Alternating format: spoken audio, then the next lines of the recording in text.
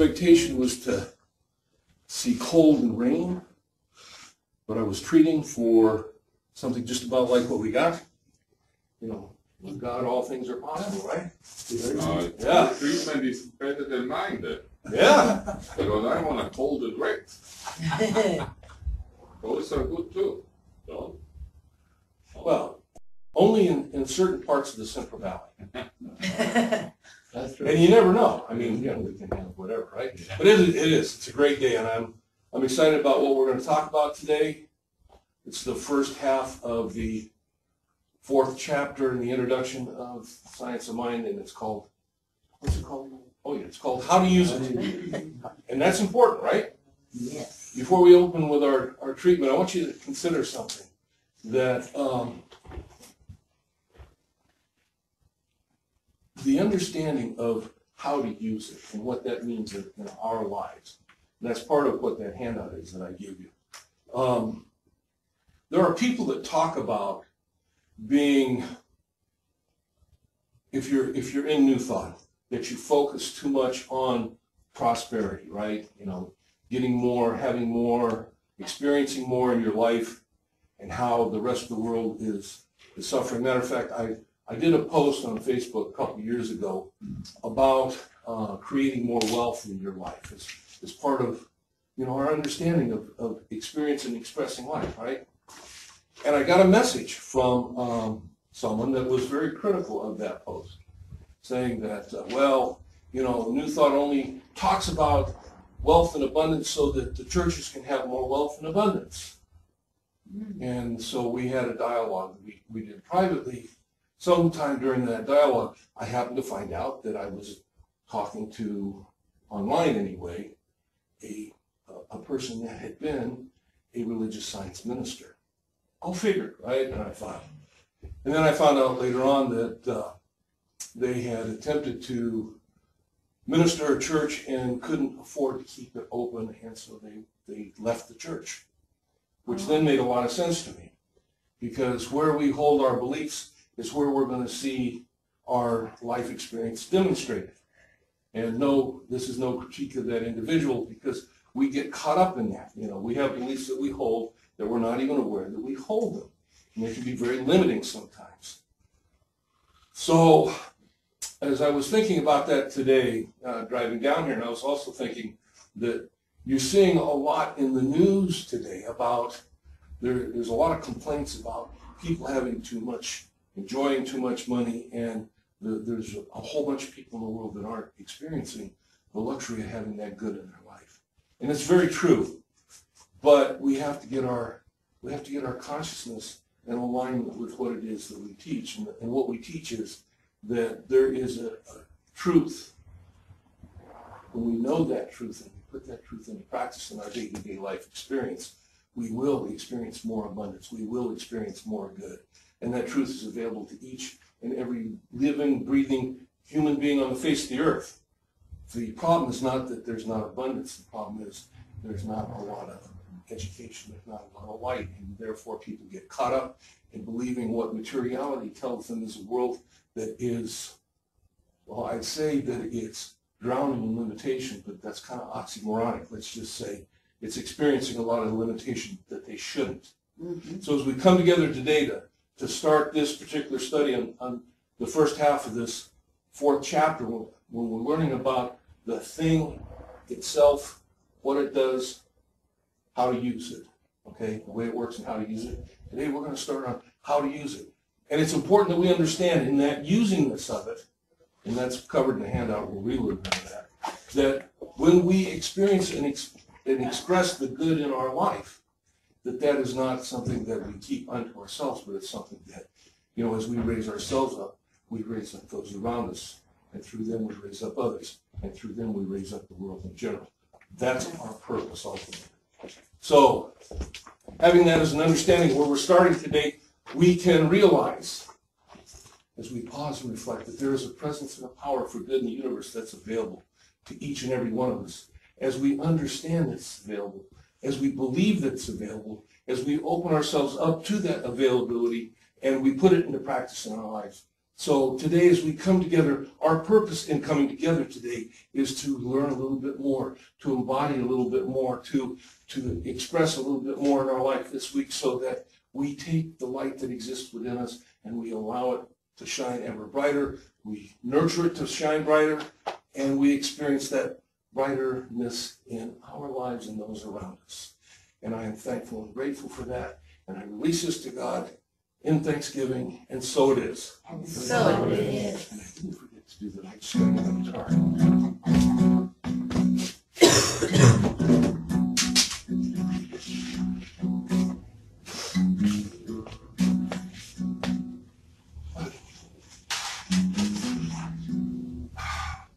You don't have to start out making me look bad, right? No. No, hey, it's all good, right? What's that? It's just a bar chord. Just a bar chord. Yeah, that's right. Same chord as mine. We're good. We're good? We're good. We're all good, right? Yeah. Yes. Okay. We're gonna wait. We're gonna wait. We're gonna wait. Our life. We're gonna wait. We're gonna wait. Our life. We're gonna wait. We're gonna wait. Our life. Because today is today. And now is the time.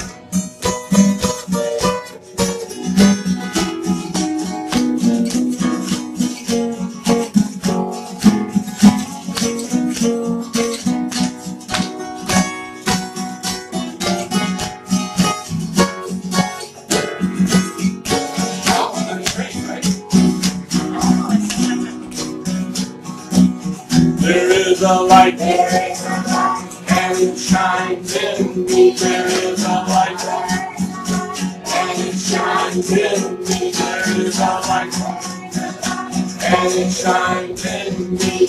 And I'm gonna turn it on for the whole purpose.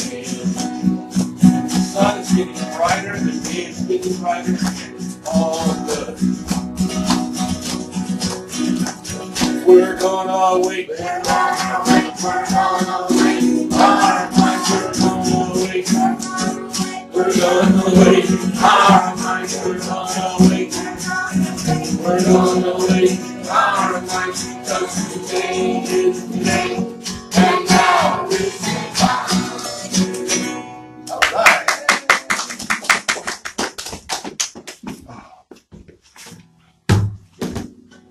All right. What's that? Okay, so what I handed out comes from Christian Larson, and he's one of the earlier writers, teachers in New Thought. He was an individual that he actually taught Ernest Holmes at some point in Ernest Holmes' development. I'm not going to read this whole thing, but I want us to get this first part here.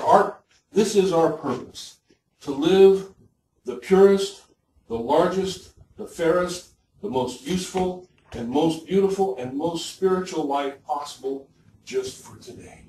Yeah. Each and every day, right? We are to strive to be the best that we can be today at this moment. Our goal is not to compete against anyone else, but to be the shining soul we were created to be. And when we understand that that's what we're created to be, we're not created to be someone here that takes from others, okay? We are created to be abundant in our life. As I said earlier, there's a responsibility that goes along with that. The responsibility is not that we give handouts, but that we give hand-ups. Mm-hmm. That we're here, it's important that we understand that we're here to express life, not to help people inhibit their ability to express their own life. Mm-hmm. There's a lot of people that believe that that's where they're supposed to be, and it's not the truth of who they are. The truth of who they are is they are God expressed as them, and as God expressed as them, they are here to express their life by allowing God to express their life through them in ever higher and more prosperous, more abundant, more healthy, more happy, more harmonious, more good, more love ways. And I could probably go on for the rest of the time we have this morning, but that kind of covers it for right now, right? So, we're talking about how to use it. And this goes back again to I really kind of get an inward chuckle when I think about how Ernest Holmes in 1938 relates the concept of the divine principle, God, as the thing itself. And the importance of doing that is that it allowed people not to get caught up in their own inner beliefs from, growing up or whatever, with this word God, what it meant, on what the beliefs they held on a subjective level, which can still have a great effect in their life and continually, or can possibly continue to limit them in their life experience. So we call it the thing itself. We call it first cause. We call it source. We call it many other names. Now, once we get a good handle on that, there's nothing wrong with calling God God, because we have a certain understanding in a positive light about what that means. So God, we understand God, right? The way it works. The way it works, we said, that's us. God works by creating. God creates us and expresses through us. What does God express through us? But consciousness. As God expresses consciousness through us, we can express consciousness in our life, and we can create more life, more abundance, more wholesome. Therefore, God experiences ever greater returns on his investment, if you will. That's one way of looking at it. So what it does, we talked about last week, the last part of it, and that is create. And today we're going to talk about what our role is in that creative process, and that's in how we use it. Okay? When we have to know that we can use it. So we start today right off the bat saying, okay, we can use it. I want to read this opening paragraph in its entirety because it's kind of important to our consciousness and our understanding. It says, one of the great difficulties in the new order of thought is that we are likely to indulge in too much theory and too little practice. As a matter of fact, we only know as much as we can prove by actual demonstration. That which we cannot prove may or may not be true, but that which we can prove certainly must be and is the truth. He starts us right off the bat by saying, it's nice to talk about it, but talking about it's not going to get us anywhere. There's people that talk about great solutions to many things, and has been throughout history, and none of those things have come to pass or didn't come to pass in their time. We can talk about this thing of using this divine principle, this great power that's available to us. Till the goats come in, if you happen to be a goat herder, or the cows come in if you happen to be a cattle person. But none of it's going to do us any good. We got to put it into practice, and we got to put it into practice in our life. It's nice if I do it in my life and I share it with you. Well, that's great, but it doesn't do a thing for you in your life. Our spiritual journey is extremely personal, more so than anything else in our life is personal. I mean, think about it.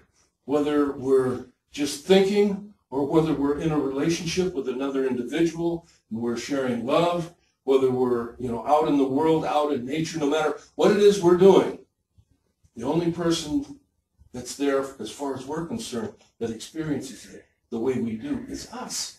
So it's us to us. It's up to us to experience things at the highest level we can, in the most positive way. And that is part of what using this is all about. When we seek good in our lives, when we seek to express good in our life, we lift up the lives of everybody around us. But we can't do it if we don't practice. If we don't practice, talk is cheap, right? So Holmes tells us right off the bat, we got to put this into practice. In the front cover of the more recent copies of The Science of Mind, it says, a philosophy of faith, a way of life. The most important part of that is the way of life. You can read the philosophy, you can work on your faith, but if you don't put it into practice as your way in life, you'll never get the opportunity to experience it in your life. If you don't get the opportunity to experience it in your life, not only are you not holding or lifting yourself up, but you're not lifting up the world around you either. Kind of selfish of you, actually, when I think about it, isn't it? You have this available to you, and you choose not to do this? Come on. The great thing about this is that it doesn't make any difference where you're at in your personal spiritual life. If you happen to be a Christian or a Muslim or a Buddhist or even an atheist, you can still tap into this. If you're an atheist, you can call it self-confidence. If you're a Christian, you can just, open yourself up to the favor of God shining in your light. Okay? If you're a Buddhist, you can understand that when the Buddha said all life is suffering, and then he gave you the Four Noble Paths to, help alleviate that you are in some way, aligning yourself with what the Buddha taught. I mean, there's many different ways to look at it, but we all come back to the one thing, and that is put it into practice in your life to see the good that is available to you in potential. When we were created, in that initial moment, whenever it was in the mind of God, at that same moment, everything we need, want, and desire to live our life and to live it more abundantly was created in potential also. Our spiritual journey is to uncover our relationship to that potential and then put it into practice. So that's how to use it comes about. He says, of course, the theory of any scientific principle goes beyond its application at any given stage of the unfoldment of that principle and the evolution of its accomplishments. If this were not true, there would be no progress in any science. The sciences are objectively real to us only insofar as we demonstrate them, and until demonstrated, they are suppositional, so far as practical results are concerned. You can talk about the good.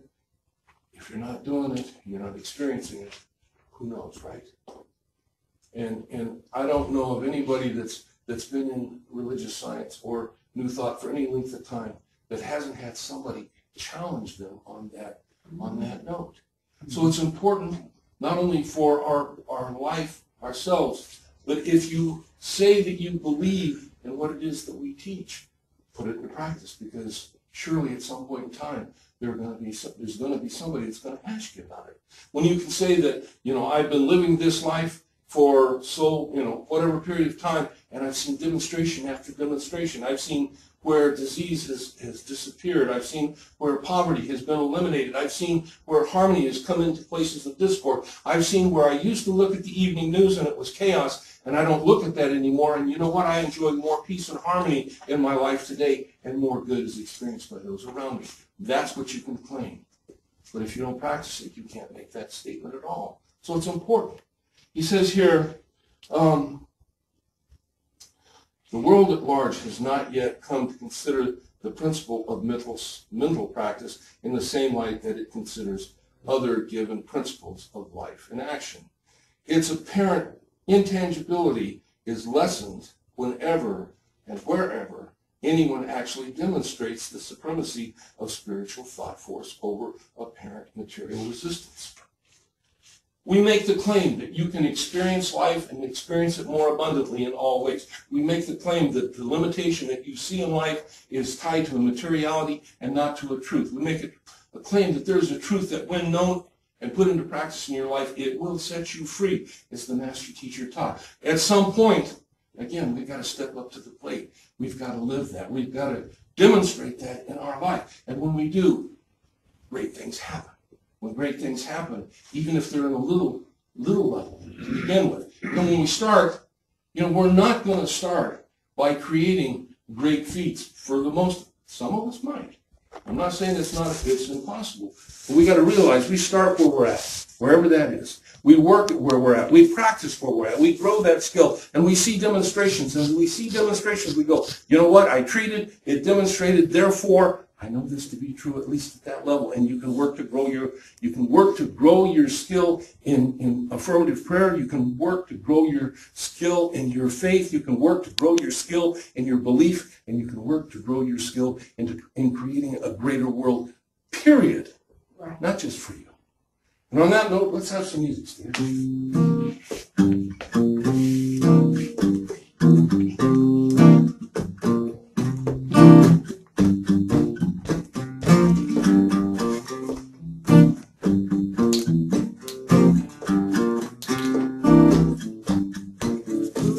Where you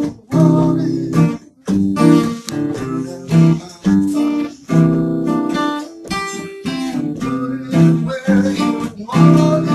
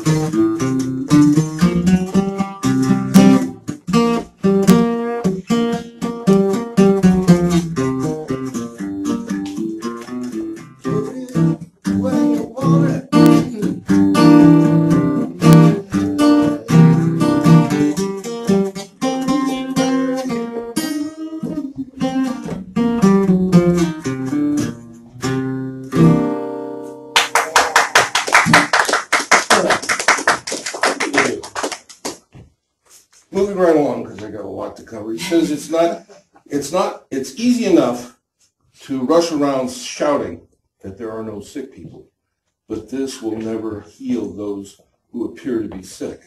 It is easy to proclaim that there are no sick, needy people in the world at all. Anyone can say this, whether they be wise or otherwise. If we are to prove such statements to be facts in our experience, if we are to, as I said, if we are to prove such statements to be facts in our experience, we shall be compelled to do more than just announce a principle, no matter how true it may be. In other words, it's nice to share this information, but again, if you're not putting it into practice in your life experience, you know, people look at you and go, okay, yeah, I've heard about people like you, right? But we're not people like you. We're something more than that. We're people that recognize the divine principle and know that it expresses in our life, through our life, and we choose, individually, we choose to make this our day-to-day life experience. When we talk about our day-to-day life experience, we're also talking about the whole cycle of the sun's, well, the sun really doesn't go around the world, right? I mean, we know that. The world kind of turns and the sun comes up and down. But in that cycle, what part of that cycle are we not to be working on this? We're supposed to be working on it even when we sleep. In other words, 24/7, basically. And you think, well, that's a heck of a challenge, isn't it? 24/7. You know what? Most of us, by habit, 24/7, have continuously held ourselves in bondage to things that are not true, but are conditions that are expressed through our life because we've held that in our mind and our consciousness. Okay? Learning to change that is learning to change your habits. If you change your habits, you change your way of thinking, you change your beliefs, and your beliefs create your reality, then you will change your life experience. And so he says here, there is no doubt about the immutability and the availability of the law. The law is infinite. It's right where we happen to be at any given time. The law also flows through us because it flows through everything. It must flow through us in order to manifest for us. And I just kind of highlighted some parts of that paragraph. The law is here because God is here. God and the law, Spirit and the law, they're not two separate things. They are two aspects of the one. That one thing also has another aspect that we call unity, of which we're all part of that unity. And being in part of that unity, that means that there is no separation when we get down to it. And that's hard for a lot of people to understand because we want to always see the other, whatever the other is, whether it's other kind of people, other sex, other levels of life experience. You can put whatever you want on that other, but every time we talk about the other, we tend to separate ourselves from the truth of who we are because there is no separation. Yes, we are individual personalities, true. Yes, we are spiritual beings having a physical life expression. Yes, that's true, but we're all just God expressing. There is no other when you get down to that level.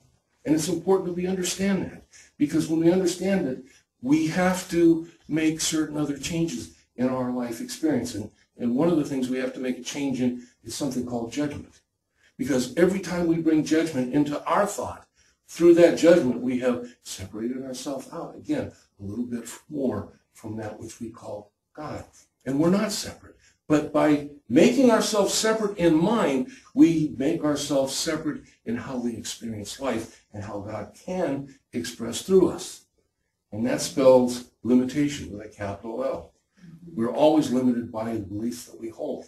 When we open ourselves up to a greater good, to a greater understanding of the divine principle, to a greater truth, we realize the trueness of the unity of all. When I say all, did I say all? I mean all. No matter what part of the city you're in, what part of the state you're in, what part of the nation you're in, what part of the world you're in, whether you go east to west, west to east, north to south, doesn't make any difference. There's a unity. There's a oneness. When we get that, we can express that. When we express it, we're bringing the entire consciousness of humanity up just a little bit. And for me, that's really important. For me, that's part of what we're here for. Because as humanity comes together as a whole in consciousness, in that oneness, what we will express as the divine principle through all of humanity will be absolutely incredible. I think. No, I know. But we got to do that, right? And it's important. So he says, I want to move on here and see that. Okay. It must and will respond to everyone because it is law, and law is no respecter of persons. When we say no respecter of persons, that's not like an insult. What that means is, no matter who you are, no matter where you're at, the law is available to you. In other words, you can be a jerk, and the law says, I'll give you more jerkness. You can also be good, and the law says, I'll give you more goodness. And if you get enough jerkness because you're a jerk, maybe you'll make a decision to not be a jerk and to be good because you've been limited and held in bondage in a life experience that nobody wants to live as a jerk, right? Right. Well, maybe that guy back there, but the rest of us don't. Okay, no, nobody does. But when we don't know, when we don't understand that our experience has a direct relationship to what goes on between this year, here, and here, you know, that's kind of, anyway, when we understand, we learn to understand that that's where our life experience not only is experienced, but where it's created. That we have power of choice, power of volition, power to choose other things, that we can change how this experience in this thing that we call life is for ourselves. And when we want to see good, and we work to see good, and we create good in our life, then we express more good in the world. And in that process, we become more prosperous. We become more abundant. We become more healthy. We become a lot of the good more stuff that oftentimes people say, you shouldn't want to do that because you take from someone else. But you can't take from someone else if you understand there's a universal, infinite principle that is ever creating for all of us. What you can do is help influence the rest of the world, those that don't know, those that don't experience that. You don't give them a handout, you give them a hand up. You give them a hand up by sharing with them. I'm not talking about going up there, you know, knocking on doors with a copy of the Science of Mind in your hand and say, would you like to sit down over coffee with me so I can tell you how to experience good in your life? That's not what we're talking about. We're talking about living that life, sharing that life, experiencing that life, and then seeing, as you do that, seeing good in people that heretofore, because you chose to judge them where you saw nothing good, now you begin to see good in them. You know what? There's an energy that responds. It's an amazing thing. We call that energy God or George or whatever. But it's there and it responds. Moving forward.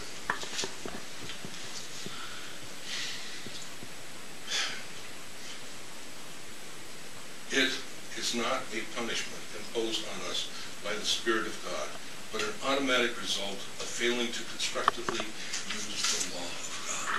And that's kind of what I was just talking about. When we experience limitation in our life, when we experience discord in our life. Now, I want to pause here. Life does come at us at the speed of life. There are things that will sadden us because life happens. But the difference between seeing ourselves as a victim and seeing the good in whatever it is that life brings us, even if we do see it as maybe something sad, but it's still God expressing.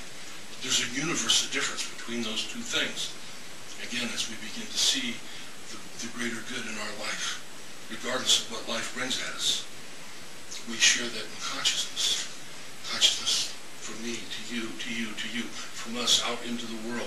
And in the world, all of a sudden, people that were really had their minds wrapped around being worried and being limited and being in angst and maybe anger and hatred and so on and so forth, all of a sudden maybe they're not quite so intense in where they're at. Maybe some of them will even thaw that ice that lives within them that prevents them from experiencing a greater good. That happens here. It starts here. And from here it goes out. And all the other here's that there are. I saw you pick up. I knew it this time.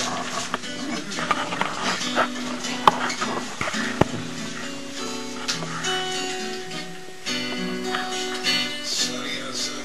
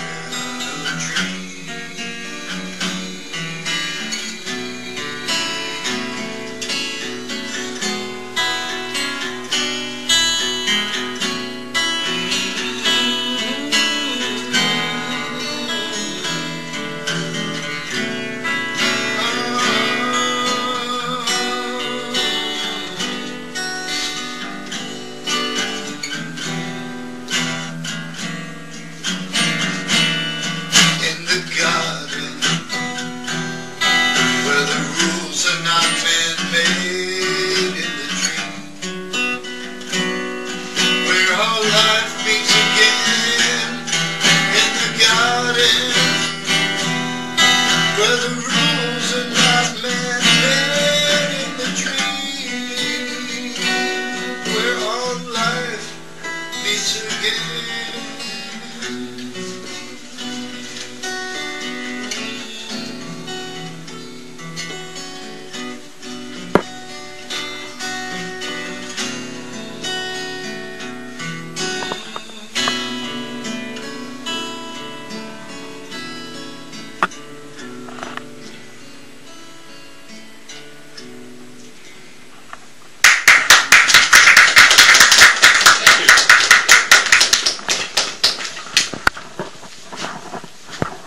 You know, I could be quiet, he could be fast. I didn't say that. Thank you, sir. That was good. Okay, listen. When we suffer in our life experience, it's not because we were created or ordained in creation to suffer. We suffer out of our ignorance of the truth of who we are, and that's what we're talking about, right? And Holmes goes on, he tells us, he says, when we experience whatever, it's not a punishment imposed upon us by God or Spirit, but an automatic result of failing to constructively use the law of good, the law of God. When we fail to use it constructively, and we've talked about this many times, we've talked about the law. When we fail to use it in a less than constructive way, we get less than constructive goodness or not so much goodness in our life experience.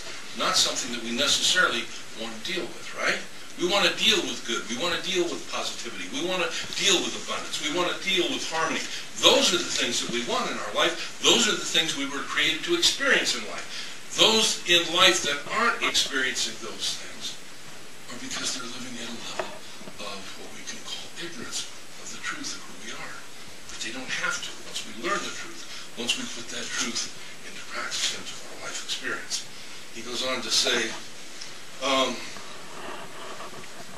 when we are dealing with real life, with thoughts, impulses, emotions, etc., we are dealing with causation, with original cause, and we should be most careful how we deal with such powers and forces. He's talking about us dealing with such powers and forces. Think about it.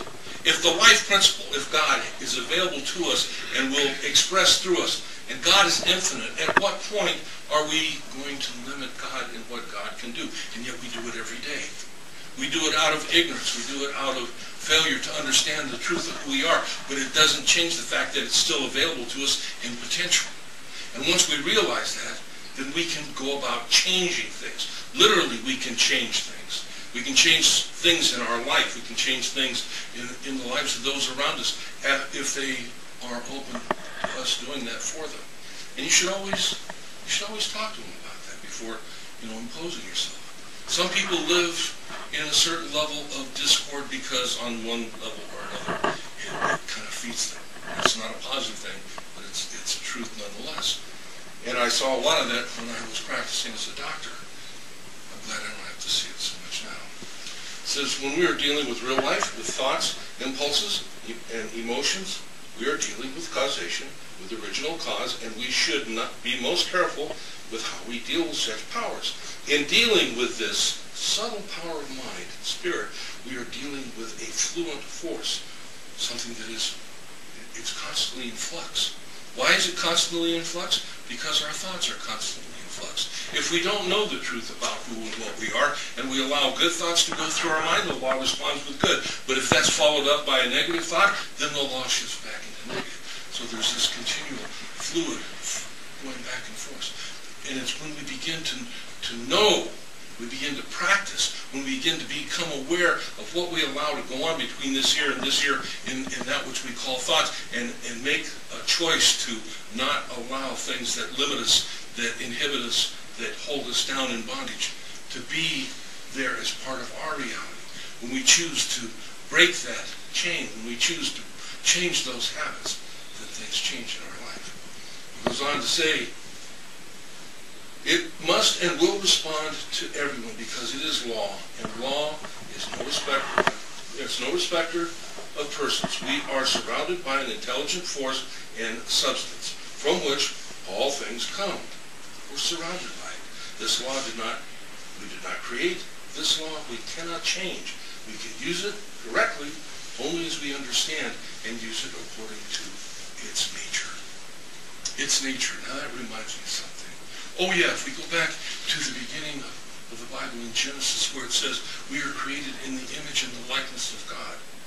Well, if you drill down on that a little bit more, and you understand what the Hebrew language had to say about that, what that is really telling us is we were created in the nature of God. The likeness and the image is the nature of God. Think about it. Think about what that means potentially for us. He says, it's not, let's move on. In practice of the science of mind, it calls for a positive understanding of spirit, of truth, a willingness to let this inner spirit guide us. We talk about that light within ourselves, making that light shine ever brighter. And light is a good metaphor for what's going on inside of us, because as we allow that light to shine brighter within us, there's an energy thing. People see it. They may not be able to put their finger on it, but they know there's something going on. And that's not a bad thing sometimes. You can walk around with a little smirk on your face because you've got an inside line and people are asking you about it. Well, I don't know if you're quite ready for this yet. Let them want a little bit more, and then nail them with it. Say, you know what you can do? You know what you have available to you? You go, no. Is that what I see in you? Yeah, that's what you see in me. You want some of this? It's infinite. I can make sure that you get some too. And we don't have to go to any back alley. We don't have to go to some street corner. It's something that you can do right here and right now when you're open to it. What a concept. It really is. There's a power and presence for good in the universe that's available to us. And we know it, and we open ourselves up, and we become receptive to it. That's awesome. So, now he uses the term practitioner here. And practitioner can have a very specific meaning when we talk about a practitioner that one would go to have prayer treatment done for them, but in truth, we're all practitioners. If we use it, we're practitioners.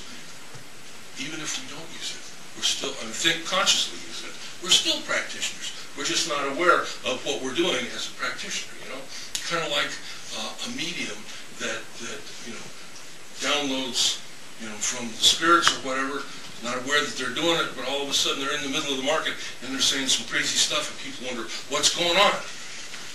In a sense, that's kind of what we do when we use this out of ignorance. Life's going along just fine. We get to that point where we're really looking for that break, and we just know the break is just beyond the horizon, and all of a sudden the floor falls out from underneath us. What's going on? What's going on is we're using it, but not in a constructive way. And there's many people that and maybe it's been part of your life experience where that, if I just got that break then, or if I just get this break now, if I can just get this, it's all going to happen, right? But time after time in our life, we get right to that point, and that floor falls out from underneath us. Maybe it's time to stop and evaluate what it is that we really believe. If this power is ever present, if the law is always here, if it's no respecter of individuals, and if the floor is falling out from underneath me on a consistent basis, something, not out there, but something in here has got to change. And you know who changes that? It's not the somebody out there. It's not the guy standing up here talking to you. It's not the book that's in front of you. It's you. And that's done through practice. Practice. Putting it into practice. Not on a monthly basis. Weekly's better. A couple times a week is better. Every day. You got it. Every day. And if you need to, even a couple of times a day. If you want to, a couple of times a day. And in a sense, you're kind of doing it all day long as you begin to create the focus of your mind in that vein that you want to see life focused, right? So, all right, so he goes on.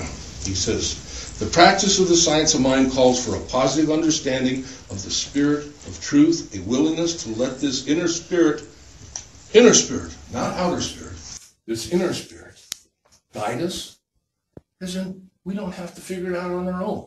We've got a guide. When we open ourselves up to it, guides You know, we pay a lot of money to have guides to take us, and we don't have to pay anything to have a guide in our life experience.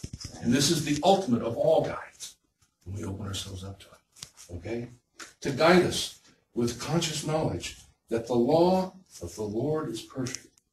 And we must believe, and that's important, we must believe this to be a fact. And insofar as our thought is in accord with this perfect law, it will accomplish, and nothing can hinder it. Nothing. Not even the big bully that's waiting for you out in the front of the house with whatever it is that you don't want to face. When you know that with God all things are possible, whether that bully be a car that needs repair that you don't have money for, whether that bully happens to be a broken pipe that's got to be repaired, whether that bully is something that, whatever it may be, you know, that person is going to deliver bad news. Whatever it is, you don't have to fear that. You know, I do not fear, for thy rod and thy staff, they protect me. We'll talk about that again sometime soon. It's on the list. A practitioner uses thought definitely and for specific purposes, and the more definitely he or she uses the law, the more directly it will respond to him or her. A false fact is neither a person, place, nor thing to the one who uncovers it. And once uncovered, it has no place in which to hide. The illusion seen is understood and is made negative in the experience of the one who had suffered by it. While it's true that wrong conditions exist, they could not remain unless there were someone to experience them. And we need to understand he's not talking about that someone. He's talking about this someone.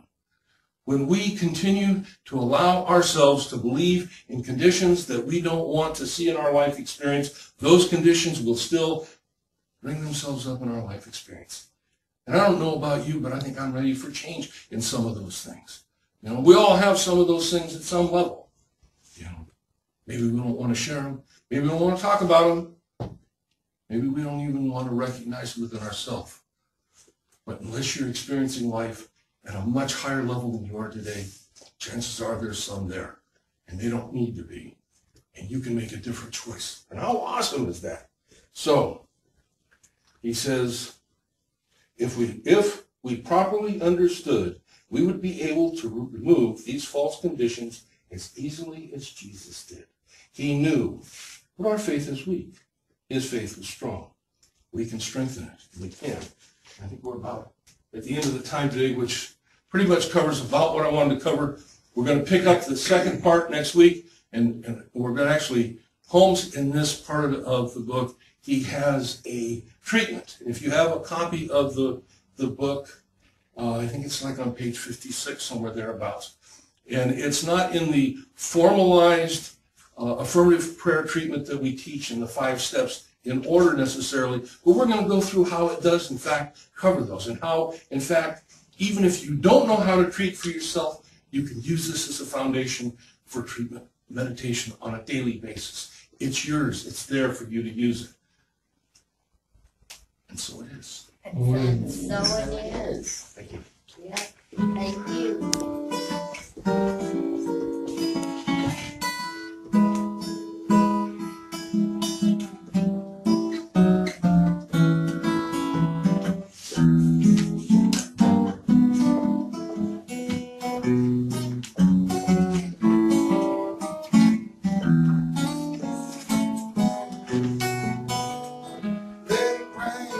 Let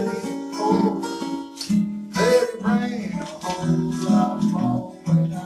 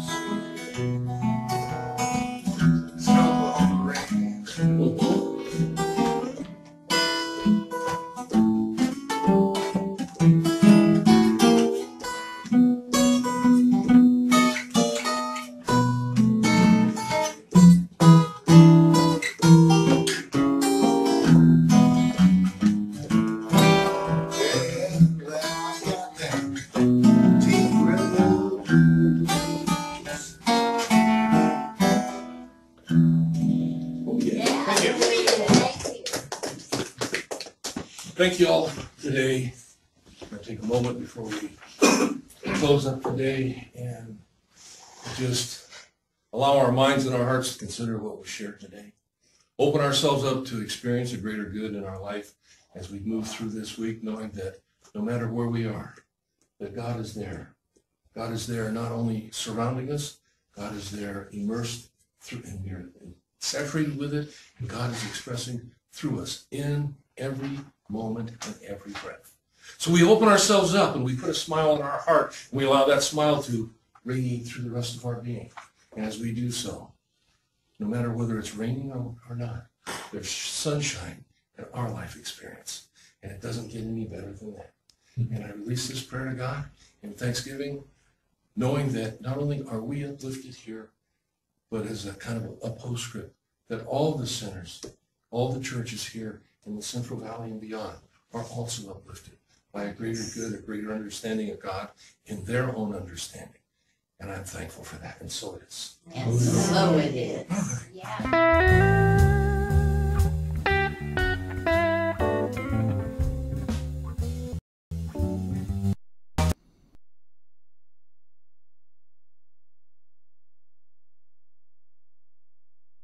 With Rev Steve that can be found on Central Valley Talk. We also have a YouTube page, and you can find us on the New Thought Talk Facebook page.